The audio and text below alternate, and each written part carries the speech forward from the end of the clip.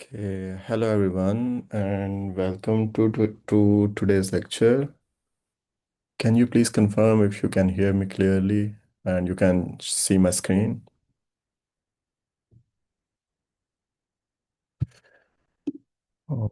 Okay, thank you. Okay, and I hope we don't get the internet problem today. Okay, so before we start our lecture, let me just double check that the class participation form is scheduled to be released in last 10 minutes of the class.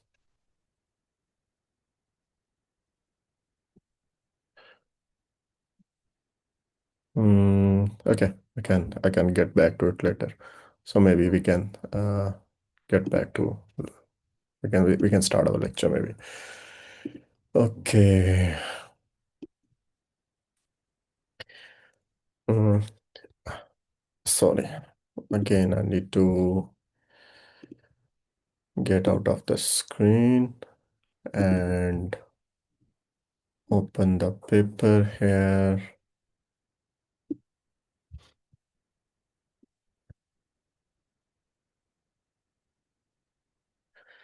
Okay, so before I start the lecture, so remember we said that we were going to cover section 1 to section 2.5 in the first class, but then we had this internet problem and we were not able to have our first class, actually the last class, right? So after that, I made some changes in the schedule and I also made an announcement. Hopefully you have seen that announcement. So if you have any questions regarding that, let me know. Second thing, uh, as I said last time, the first section, section one, is basically the overview of the whole paper, right? So that's why I'm skipping it now. Why? Because overview basically mean like a condensed view of the whole paper, right? So it will not be possible for you to understand it at this point because it is written for the people who are already familiar with the uh, with this technology or who are familiar with this type of work, right? So that's why in my lecture slide I will be jumping directly into section 2, which is more about computer architecture background, right? So mm, yeah, so lecture recording is in progress anyway. Uh, Okay, so the paper we are going to discuss is Intel SGX Explained. It is written by some people who are working at Intel. Uh, and today we are covering its section 1 to 2.5, right? So we will start by looking at background of computer architecture. So the first thing is like we will have a holistic overview of the computer architecture, like a high level picture, a high level view of how a modern computing machine, basically an Intel processor based machine looks like, right? And we will be looking more from the perspective of architecture and system software, right? So in any computer, the two main resources which are available are to make the computation possible are processors and memory. So memories, they are basically responsible for holding your code and data, or in other words, instructions and data. And processors, they are responsible to read the instructions or the code, application code or program code from the memories, execute them, and then during the course of executing the code, processors read also data from the memories and produce more data, which is then again written back into the memories, right? So these are two main resources of a computer. Now, both of these resources, I mean, there are other resources as well, but these all the resources are basically resources of a computer are basically managed by system software. And when we say system software, we mean two different type of two different categories, operating systems and hypervisor. So operating systems are those which are used to manage a single machine, right? So like when you are running a single operating system on a single platform, and the job of operating system is basically to allocate resources to the running processes. So if you have, by the way, you can stop me anytime where you have a question or there is some confusion. Remember, at the end of the class, you have to complete the class participation form. And in the class participation form, you will be asked to you will be asked the questions like, uh, state the questions which you asked during the lecture, or state the questions which you answered to during the question, or what new concepts or terminologies you learned from the lecture, and so on and so forth. So basically, the purpose of the class participation form is to give you an incentive for more interaction and be actively involved. Okay. So please feel free anywhere where you have a question or something is not clear, or you want to add something to what I'm saying. Okay. Okay. So I was saying that there are two categories of system software, operating system and the hypervisor. So operating systems, they are basically responsible for allocating resources to the running processes. Now, what is a process? Okay, before I answer this question, can I ask, is there anyone who has not taken the course of operating systems one? I guess it is a required course or compulsory course. So everyone, I expect that everyone has taken that course. If not, let me know.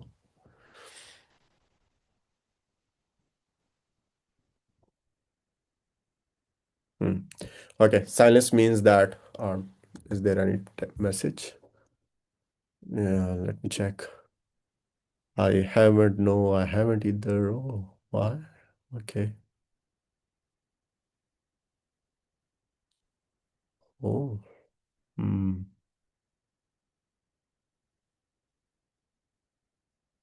Okay. Yeah, it is not listed as a prerequisite for the class, but the thing is like it is a mandatory course for the CS students.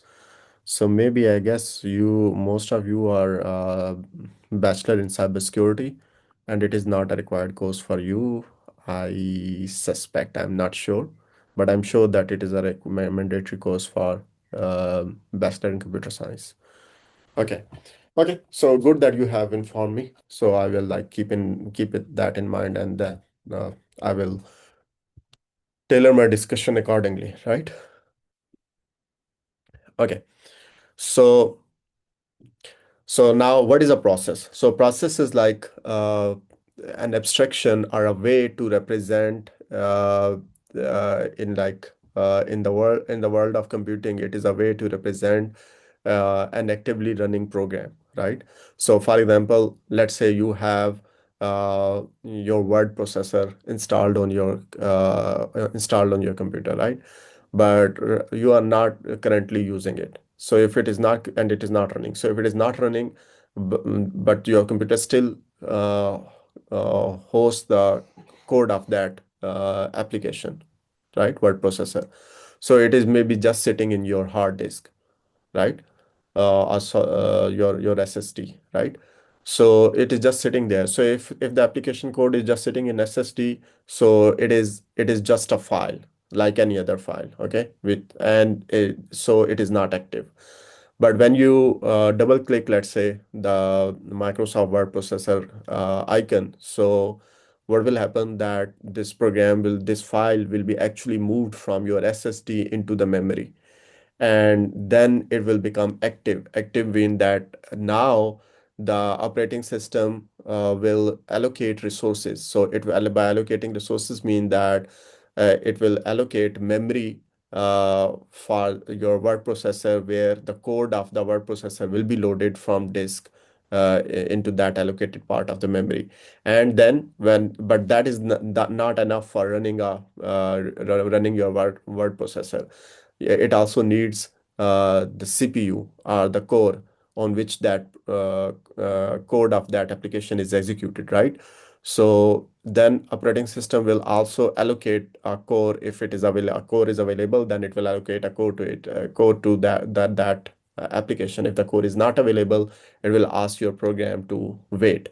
So when your file, the file of your the code file of your application is moved and loaded into the memory, and it becomes active. And by active, it not necessarily means that it's running. By active, we mean that it is uh, it is a candidate to run. Okay, maybe it is waiting because the CPU is not available, but it is a candidate to run, right?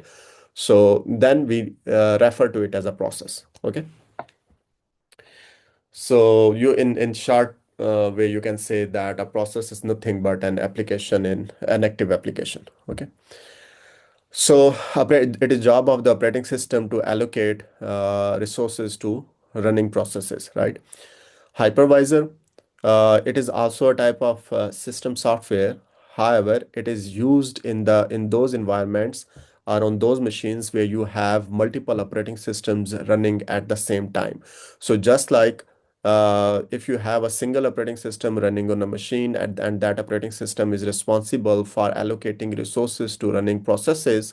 Now, in this virtualized environment where you have multiple operating systems running, and each one of them have their own processes which they are managing, right?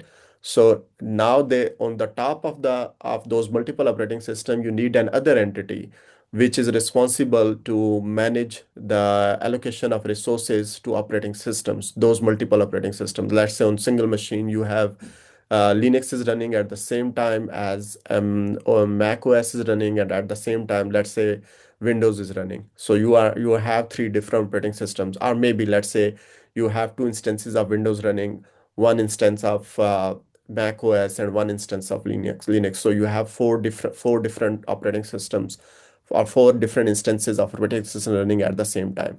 Now, just like operating system manages the resources to the running processes, in the same way, we need an entity which manages the resources of the hardware or the computer to the running operating systems. And that entity or that system software is known as hypervisor. Okay. So its job is to partition the resources between operating system instances. Okay. Uh, Now the system software, uh, by which we mean both operating systems and hypervisor, both of them use virtualization techniques. So what are these virtualization techniques and why they are used? So system software use actually it wants to, or actually it needs to isolate processes. So let's say you have an operating system, right? And it is running 10 different processes at the same time. And it is very common case. For example, let's say you have a web browser open, you have a word processor open, you are also playing a game on your machine, you are also watching some YouTube video and so on, right? So you have multiple processes running, right? So what we want is that the one process cannot interfere with the execution of other processes, or it cannot impact or affect the execution of other processes running on the same machine under the same operating system, right? So how operating system enforces this requirement by realizing the virtualization techniques. So virtualization techniques enable the operating system to isolate processes from each other, and I also isolate processes from the operating system, which mean isolation mean that those processes are not also allowed to impact the execution or affect the execution of the operating system, right? And when we talk about hypervisor, same goes true for the hypervisor too, which basically mean that hypervisor is also required to enforce this isolation policy among multiple instances of operating systems running on the same machine, which mean that we cannot allow the Windows operating system running on the same machine as the Linux is running. We cannot allow Windows to interfere with the execution of the Linux or let's say with Mac OS in our example, right? And how this isolation is enforced by using virtualization techniques. We will, I mean, as I said, this is just an overview. So like each of these topics are require their discussion in detail, but here we are just talking at a very high level. Okay. So the two main virtualization techniques are address translation and software privilege levels. Okay.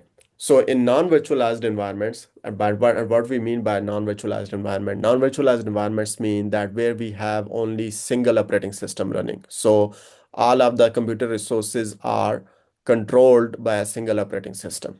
And then under that operating system, multiple processes are running, right? So in non-virtualized environment, a process is represented by one or more threads, right? Actually, this is okay. Let me keep it simple. So a process is represented by one or more threads. So what is a thread? So thread is actually a unit for allocating. Remember, we said that whenever you want to run a process, you need resources, for example, memory and CPUs or processors, right? Or cores. So if you have not taken a course in the architecture before computer architecture, so for you can at this time point you can consider that are these terms like processors, CPU, and cores, they are interchangeable, or they are one or same. Actually, they are not. There are differences, but for our purpose, we can consider that they mean the same thing. Okay, so uh, yeah, where was that? Yeah. So to execute a process, we need memory and a processor or a core, right? So a thread is so a process is not allocated actually on for the execution on the core, right? A process is organized, you can say, into one or multiple threads, right? So at least each process has single thread, and then what is a and each thread is then allocated for execution on the cores on a core, right? So if like let's say you have only single process running in your machine, you have single operating system, and under that single operating system, only single process is running, and let's say you have four threads within that process, right? So that and let's say you have only two cores on the machine, so only two threads out of four can run. Why? Because each thread needs a core to do its execution. So thread is nothing but uh, a piece of software, or a sequence of execution, a sequence of instructions. Okay. So each thread needs a core for its execution. So cores are allocated to threads. Cores are not allocated to processes. Okay. So threads are assigned by OS, and who assign these threads for execution on cores? Uh, Operating system is responsible. Okay, and operating system assigns these threads. Earlier I said core, but to be more correct, it is the threads are assigned on logical cores or logical processors. Okay, I think there is a mess text. Each thread requires one core. Yeah, but to be more correct, it is more correct to say each thread requires one logical core. I will explain what is difference between logical core and physical core. I will explain, okay? It wasn't listed. Okay, okay, it was previous question. Okay, okay. So, so there are like two concepts, a physical core and a logical core. The physical core is actually your actual independent processing unit inside a CPU chip, right? So let me draw something on OneNote to clarify it, what we mean by CPU and cores. Okay. Yeah, let me simply rename this. Week 1, day 2. Okay.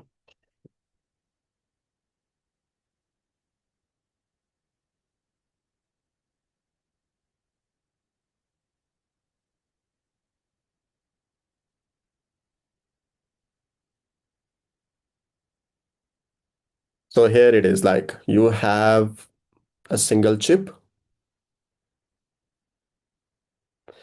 On single chip, you have multiple processors.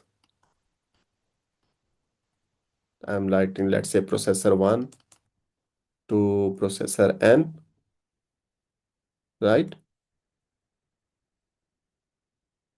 And then I'm just drawing it arrow here because otherwise I don't want to clutter the figure. And then within each processor, you have multiple cores, right? I'm indicating them as with these squares. So let's say core 0 to core N, right? And then within each core, you have a pipeline, execution pipeline, right? So, so like pipeline has different stages, but depending upon a specific core or specific processor, but typical pipeline stages are fetch, execute, decode, memory access, and write back. Okay. So we are not going to discuss what is done in each of these stages, but for the time being, what you need to just know is that when you execute an instruction, what happens that this instruction goes through each of these stages one by one. Like it first goes to fetch stage, then it goes to execute stage, then it goes to decode stage, then it goes to memory stage, memory access stage, then write back stage. And once it leaves the write back stage, then the execution of that instruction is completed, right? So this is like uh, this is like physical core. What we mean by logical core, it has also the components. So in each core you have caches, right? We will talk about them in a while. Uh, so or maybe if you want me to draw, let me draw this in a bigger form. Let's say you have a core. So here you have pipeline, execution pipeline, right? When this pipeline and when an instruction enters this pipeline and when it is executed, sorry, here it should be fetch, decode, and then execute. My mistake. So when the when an instruction passes through these different stages of the pipeline, it needs to access the register file. Why? Because register file holds the data, right? And it is very closely integrated with the pipeline, so it can be accessed super fast in a single clock cycle, right? And then there are also caches, right? So for example, you have, let's say I say L1 or level 1 cache. What is job of cache? I will explain in like upcoming slides, okay? So there are in the register file, there are different type of registers, and their job is to hold the data, right? And there is a specific register which is named as program counter or instruction pointer. Some people name it as a program counter, some people name it as instruction pointer, right? And the job of this register is to hold the address of the next instruction that will be fetched. So let's say I have a program and the first instruction, the program is add. The second is, let's say, subtract. The third is, let's say, multiply. I'm just giving you a simple example, right? And 0, 1, and 2 are the memory addresses where these instructions are stored, right? So in the program counter, initially when you start executing, the program counter value will be 0. So what will happen is that first instruction will be fetched from address 0, which will be add. So add will enter this pipeline, right? And then the next instruction this program counter will be incremented, and the next instruction that will be fetched will be sub. So actually program counter is telling the hardware what is the address, from what memory address to fetch the next instruction, and then that instruction will enter the, after add, it will enter the pipeline, right? And then it will be incremented to 2, and then it will point to next instruction, right? Now the thing is like, so this is all about physical core. Now what is logical core? In logic, so actually the thing is like, uh, uh, in these stages, for example, when this instruction is accessing memory, so by accessing memory, it's mean accessing data from caches like L1 cache, or if data is not in L1 cache, then from L2 cache, and if not even there, from then go down to the memory and bring the data from the memory, right? So it can potentially take time, because if data is not in register and it is then not in L1, not in L2, and then it is ultimately in memory, then you need to go down to the memory and bring the data up. So it takes time. So when it takes time, so it's mean that you can actually you are waiting. So when you are waiting, so what you can do is like the execution core, which is named as CPU, a central processing unit, or let's say, which is responsible for, let's say, doing add, subtract, and multiply instructions. So that CPU can be shared or can be used by other, can be used by another thread. So this was like, this is one thread, okay? So let's say this is thread one. Remember, what did I say? What is a thread? Thread is just a sequence of instruction.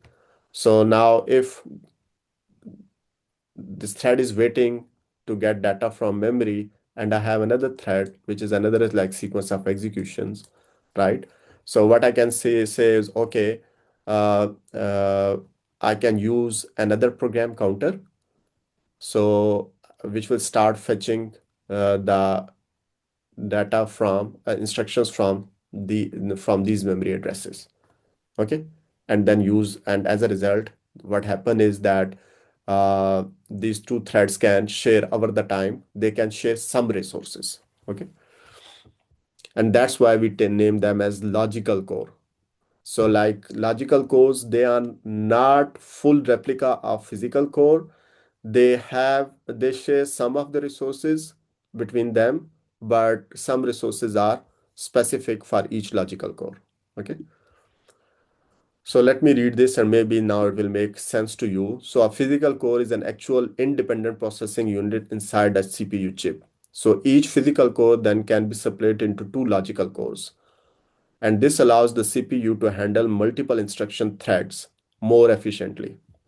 So basically your logical cores, they share the physical core resources, but make the operating system think like there are more cores available, right? Why logical cores make the operating system think that more cores are available? Because operating systems assigns uh, threads on the for threads for the execution, right? And if you have different program counters available to track different threads or execution of different threads, then operating system thinks like, okay, these are uh, two different cores, physical cores, while actually they are not. Okay. Where was I?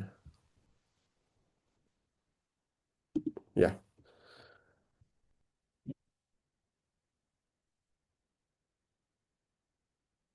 So if you have any question or confusion, please let me know. I know you have not taken the course on architecture, so I want to be like uh, careful here.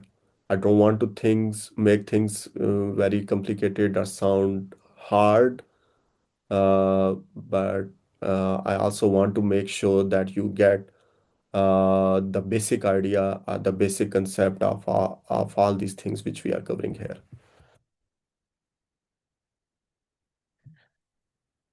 Okay, if no questions, then let's continue. So threads, they have execution context.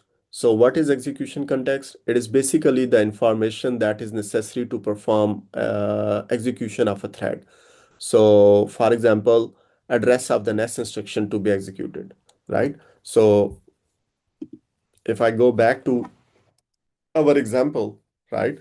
Remember what did we say? What is the job of the program counter? Program counter is it tells us from which memory address we will be fetching the next instruction. Like here we were fetching in sequence 0, 1, 2, 3, right? So if we don't have this information, right, we will not be able to execute this sequence of instruction, right? Because we have no mechanism to track which next instruction needs to be fetched. But this is not the only required information. There are also other required informations. For example, here I only wrote add, right? But add what? Let me write, let's say, the complete instruction, right? Let's say I write add R1, R2, R3, which basically means add value of a content of R2 and R3 and put it in R1, right? So if I want to now execute this instruction, I need to have access to these registers R1, R2, and R3. If you don't have this information available, you cannot execute this instruction, right? And maybe then, so basically it's mean that the execution context mean that when you are at, let's say, when you are at this time point, right? You have executed instruction 1 and 2, and you are at this time point, then what is the value of PC? What is the value of all the registers in the register file here? So R1, R2, R3 register, R1, R2, R3 are just an example of registers in the register file. There can be other, so R1, R2, and R3, maybe they are general purpose register, which mean that they are used only to any temporary data or any arbitrarily data. But there can be other registers which are specific in purpose, like uh, stack pointer register, right? Stack pointer. Have you guys taken the course on machine? What is this? Assembly language and machine organization? Anyone who has not taken this course? Machine assembly language and machine organization. Everyone has taken that course, I assume, because no one is saying that I haven't taken the course. I haven't taken it. Okay.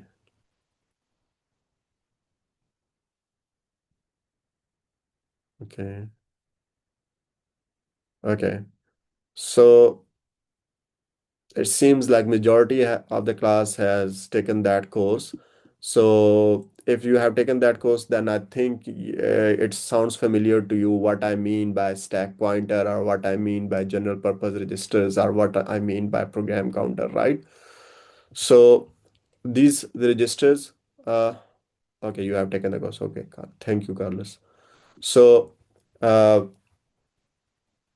So these so I th these names are these terminologies, they sound familiar to you, and I expect you know what I mean when I say program counter, stack pointer, general purpose register, right? So where I was, yeah. So let's say if this thread is executing, and it has executed these first two instruction, and it is about to go about to execute the next multiply instruction, right? So what will be the context, execution context? Execution context will then be comprised of the value of PC register, for example, the value of all general purpose register, all general purpose registers, the value of stack pointer, right? And any other information which you need to successfully run your program. Okay.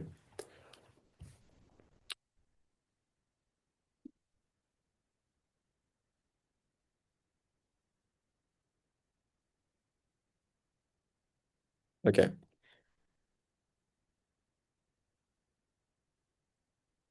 Okay. Now, before I go to the next slide, so as I said that this, let's say this is what makes our execution context, right? Execution context. So now let's say on our my machine or on my processor, I have only uh, one logical, let's say I have two logical cores and I'm running three threads. So if I'm running three threads, I cannot run all of them at the same time because I have two logical cores, right? So two logical cores, they cannot accommodate three threads, which means that if two threads are running, then one thread will be waiting. Let's say thread 1 and thread 2 are running on core 0 and core 1, logical core 0 and logical core. Let me use the same indexing, right? And logical core 1 and thread 2 is waiting, right?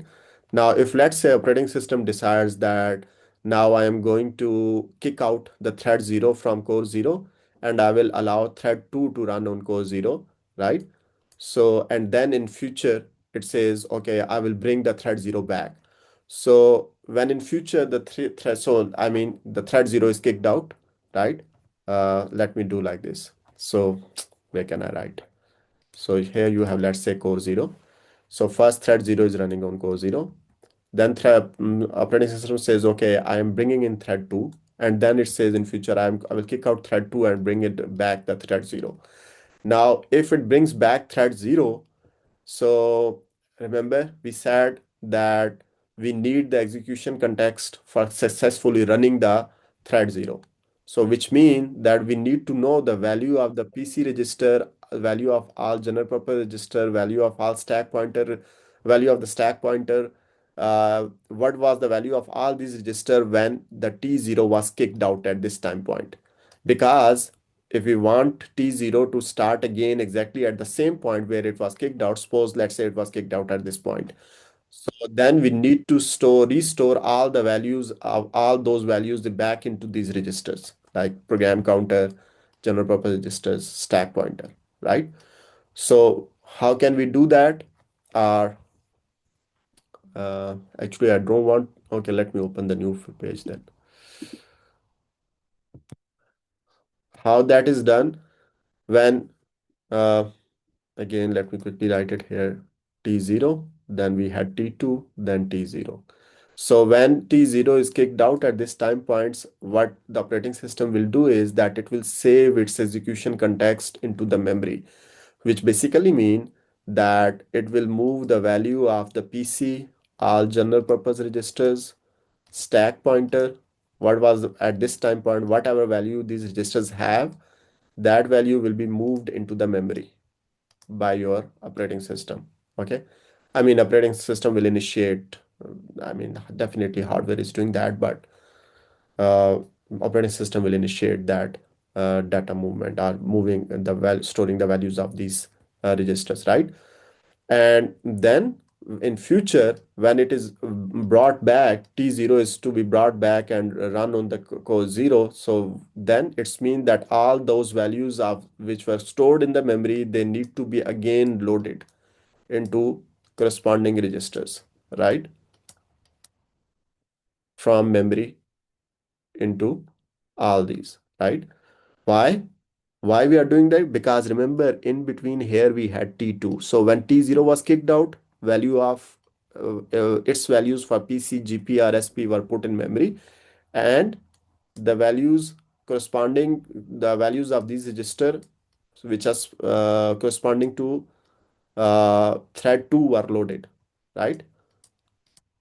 So every time when you kick out a thread, its execution context is saved in the memory.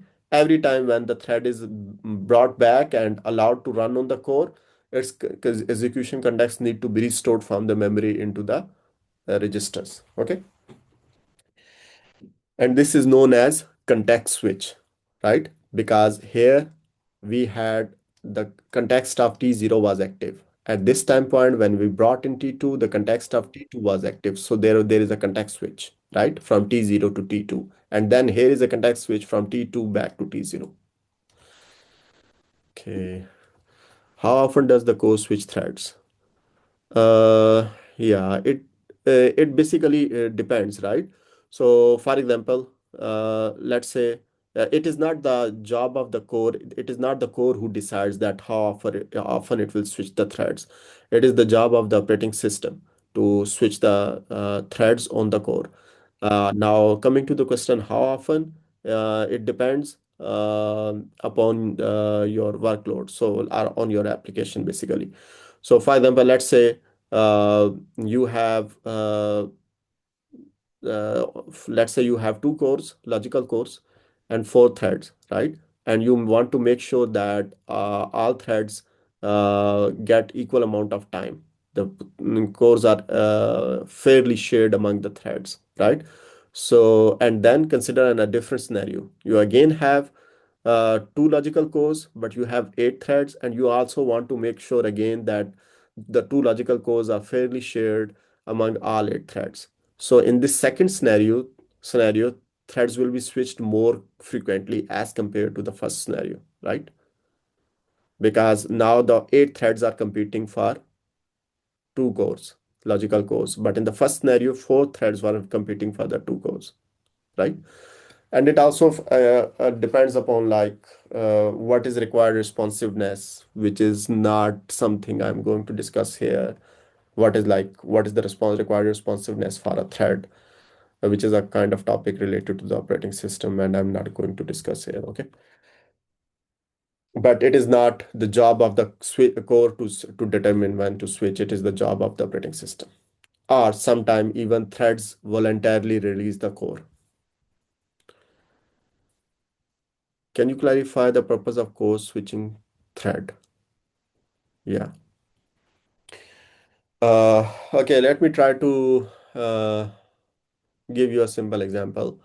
Suppose you have suppose you have only four logical cores and you are running eight different applications. And let's say each application or process has only single thread. So essentially you are saying that eight applications are represented by eight threads and you have only four logical cores. Now, let's say the core 0, 1, 2, and 3 are allocated to thread 0, 1, 2, and 3, right? So now if there is no core switching, what will happen? Your applications 5, 6, 7, and sorry, 4, 5, 6, and 7, which are represented by thread 4, 6, 4, 5, 6, and 7, they will not get a chance to run. So to you, it will appear that your for these four applications, they are hanged or they are stuck. They are not making any progress. They are not making any giving any response to you, right? So how we give this illusion that all the applications are running, how we give this illusion to the user that all the applications are running even when you have only four cores, but you are running eight applications by frequently switching the threads on those four cores. So since this switching is as compared to like human domain or human context, switching is happening very rapidly, right? So it appears like all the applications are running, even though we have much less number of cores available. Okay, so that is like one motivation behind having the core switching threads. Okay. Okay, so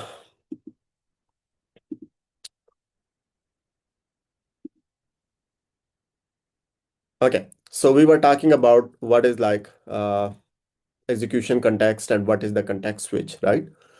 So now OS, what it does is that it multiplexes logical cores among multiple threads from multiple processes, which is basically the same thing which I said, that it switches multiple threads on those cores, right? Why? I gave you one reason to give you illusion that all the applications are running even when you have a limited number of cores available, right? So operating system now needs to make needs to make sure that there is no such case that a single thread occupies a given core all the time and not then and resulted as a result no other application gets the chance to execute, right? So that's why operating system implements preemptive multithreading, right? So where logical cores are rotated among threads. What is preemptive multithreading? For example, we say, okay, we have four cores, and let me make it even more simple. Let's say we have only two cores and we have four threads, right? And what we will do is that we will set a time period. And let's say I'm saying, just to keep it simple, I'm saying 5 seconds. So every thread will be given 5 seconds to execute. So if it doesn't complete its execution within 5 seconds and it is still running, then operating system will preemptively kick it out. So let's say let me make it even more simple. Let's say we have single core and we have 4 threads. So first we allocate thread 0 on the core and for 5 seconds. If its execution is not yet completed, it is kicked out by the operating system and thread 1 is allowed to run, right? And if thread 1 has completed its execution within 5 minutes, fine, because it is done, right? It is terminated, it will be terminated. And then the next thread 2 will be allowed. But even if it is not completed, it is still doing its computation, then operating system will kick it out and put it in the waiting list, and the thread 2 will be allowed.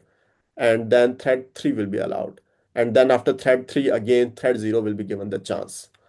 And then thread 1, thread 2, and 3. So the preemptive multithreading is like you put a condition. When that condition is met, for example, as in our case, time, when that condition is met and thread has not yet completed its execution, we operating system will simply intervene and kick out that thread from the core and allocate the core to some other thread. Okay. And the purpose behind having preemptive multi-threading is again not to ensure that uh, the core, which is the CPU resource, which is the computer resource, is shared fairly among all the threads. So, and as a result of this, this illusion is created that all logical calls are at the disposal of a single process.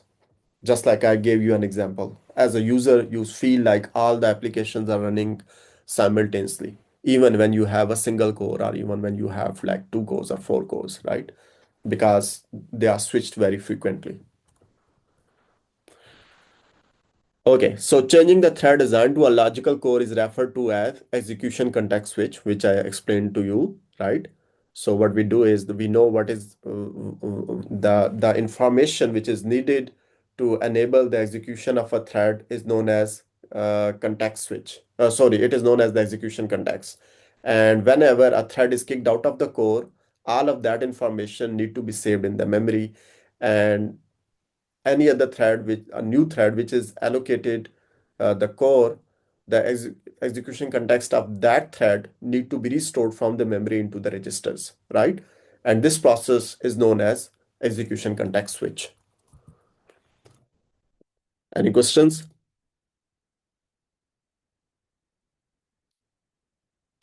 Okay, so we were previously talking about non-virtualized environment. By non-virtualized environment, we mean that on a single computer, you have a single operating system running, right?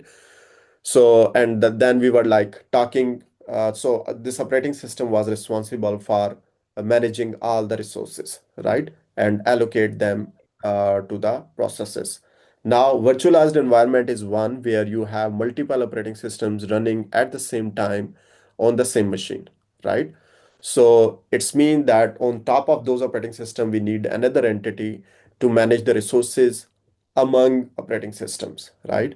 And that entity is hypervisor. So what does hypervisor do? That it manages multiple virtual CPUs, right? What is virtual CPU? So uh, remember, just like uh, a process is divided into multiple threads, thread is what? Thread is a sequence of, like, it is just an abstraction which represents a sequence of instructions, right? So in the same way, what we have what we can understand this in like a way that operating system uh, is like kind of allocated virtual CPUs, right? And those virtual CPUs together achieve the execution of the operating system, just like multiple threads belonging to the same process, all those threads together achieve the execution of the process to which they belong. In the same way, the multiple virtual CPUs which are allocated to an operating system, they achieve the execution or ensure the running of that operating system in the virtualized environment, right? And who is responsible to manage those virtual CPUs? It is hypervisor. A fixed number of virtual CPUs are exposed to each operating system. The same thing, just what I said. So context switching happens to multiplex the logical CPUs between virtual CPUs running the same guest OS. Uh, let me let me explain it by first relating it with uh, virtualized environment.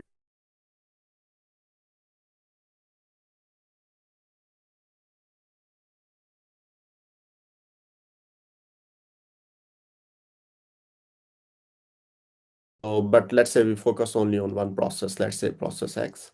So it will have multiple one or multiple threads, at least one, but possibly more than one threads, right? And but this process runs on the computer, right? And now let's say the computer has like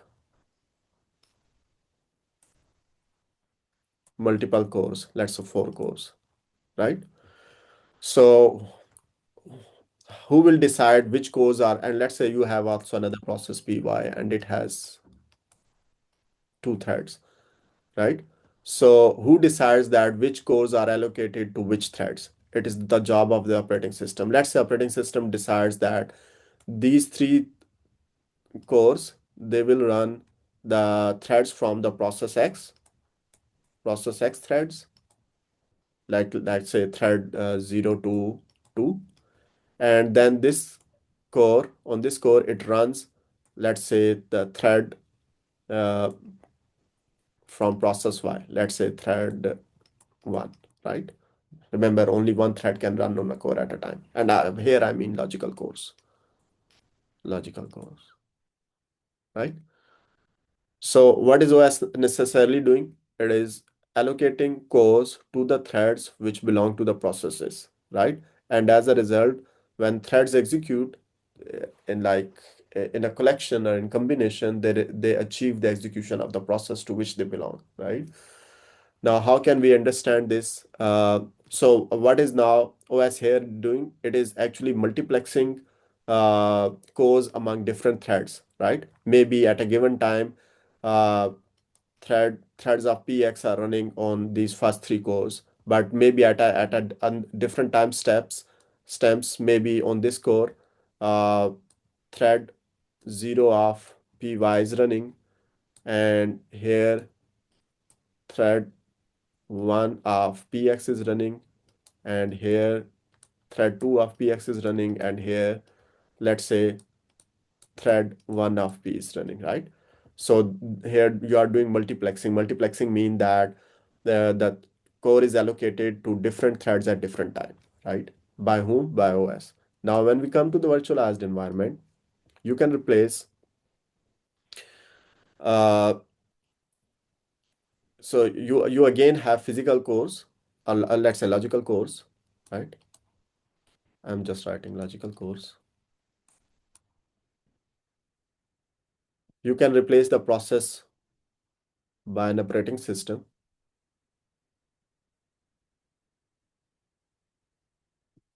Each operating system has virtual CPUs, is allocated virtual CPUs, let's say X and Y, and virtual CPU Z, right? So let's say I just assume we have 2 logical cores, right? So now hypervisor will now, since we have 2 logical cores, but we have 3 virtual CPUs, right? So hypervisor will multiplex these cores among these virtual CPUs, right? And let's say it is possible that virtual CPU X is running on core 0 and virtual CPU Z is running on core 1, right? And then at this time instant, maybe it allows the virtual CPU Y to run on 1. Okay.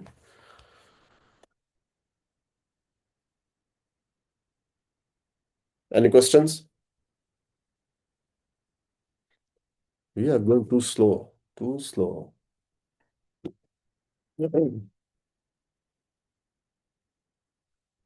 So, again, let me read these bullet points, and if you have some confusion or question, let me know. So, hypervisor, it manages multiple virtual CPUs. A fixed number of virtual CPUs are exposed to each operating system. Context switching is applied to multiplex logical CPUs between virtual CPUs running the guest operating system. Okay. Now, an issue with with the computer architecture is the CPU and memory gap. What is that? What does that mean? So the issue is that your logical cores, they execute instructions and they consume data at a much faster rate than DRAM can supply. Remember, uh, actually we have this figure, right? Do we have? No. Yeah, let me use this figure instead of drawing it. So remember, we have processors, right? In the processor, you have execution logic, you have register file, you have other components which are not shown here, and you have the memory which are connected and to the processors through the bus. Now, the data comes from memory and it is provided or fed to the processors, and our instruction also comes from the memory, and then processors execute the instructions. Now, the rate at which the processors can execute instruction and process the data is much faster than the rate at which the memory can supply instructions and the data to the processor, right? So basically, we are saying that memory is slow at supplying the data and instructions to the processors, right? So which means that processors are basically slowed down by the memory. So memory becomes a bottleneck, right? Because processor needs to wait until instructions and data become available to them, and only then processors can execute instructions, right?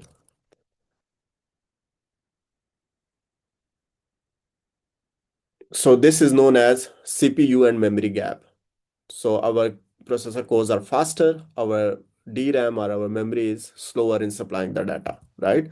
So we need to then cover this speed gap between the CPU and memory, right?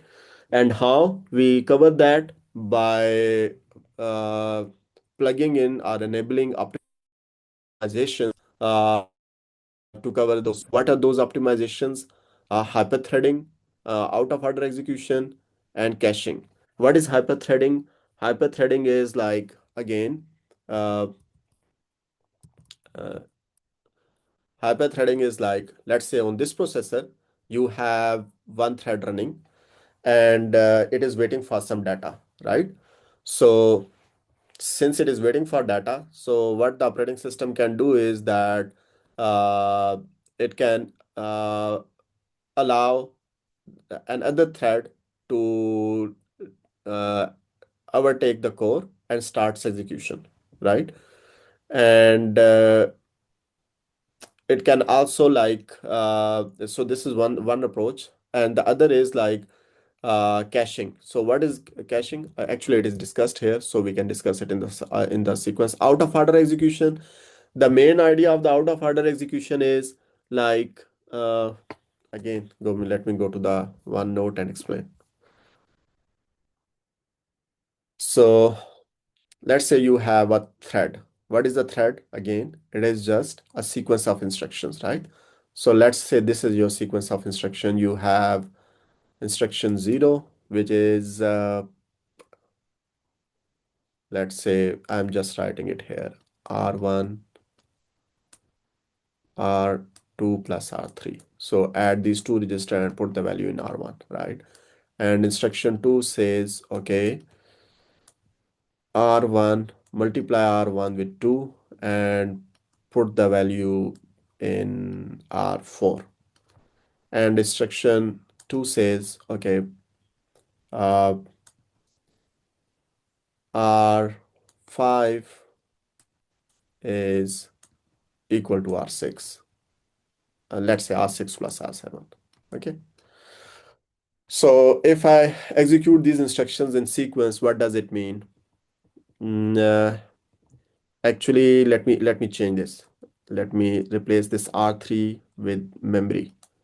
from memory some address, right? So here we are basically saying that read data from memory from some address, then add it with the content of the register R2 and put the result of addition in R1, right? And then in next instruction, we are saying whatever result of R1 is, value of R1 is, it multiply it with 2 and put it in R4. And then in this instruction, we are saying add R6 and R7 and put it in R5, right? Now, if we execute this code in sequence, now R4 cannot execute R4 must instruction 1 must be executed after instruction 0, and instruction 2 must be executed after 0 and 1 are have completed their execution, right? So we are like, but if you look at the first instruction, it says bring the data from memory. Now bringing the data from memory takes time, which means that until the data becomes available, instruction 1 cannot execute, and until instruction 1 has not completed execution, instruction 2 is also not allowed to execute, right? So, but the question is, do we really need instruction 2 to wait here? If we look carefully, not. Why not?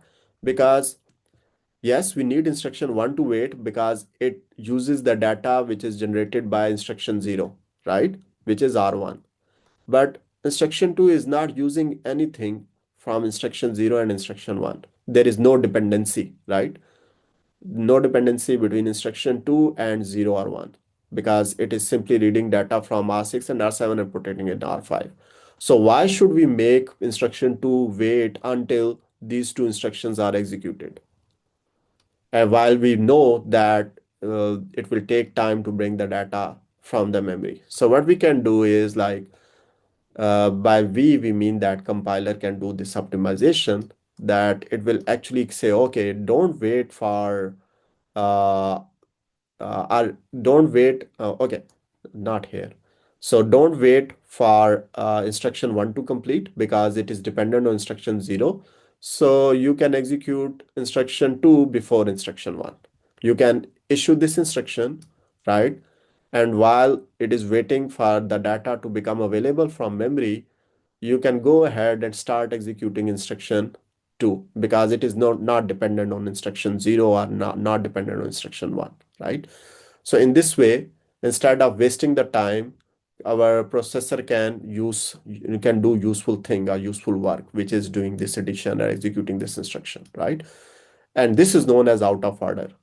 So you can do out of order execution to improve the performance by not wasting the time, but only when there are no dependencies. So when are you like when conditions are met to do the reordering or out of order execution, you can do that, and it results in the performance improvement. Okay, this is very simple example. There are more complex scenarios. Any questions?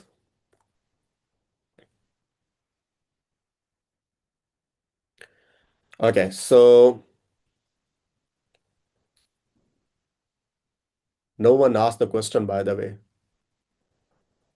or maybe one or two students. So that is bad thing. Now you will not be able to answer anything on your class participation form, and you will lose the points. Okay. So let me stop here because I don't want to explain caching here. It will take time. And yeah, let me also think how in the next lecture I can speed up because it will be super slow if we go with this pace. Okay. Uh, okay. So your class participation form will be released now, I guess, in a couple of minutes, or I think it is already released. Go ahead and fill that form, and I am here until end of the class time.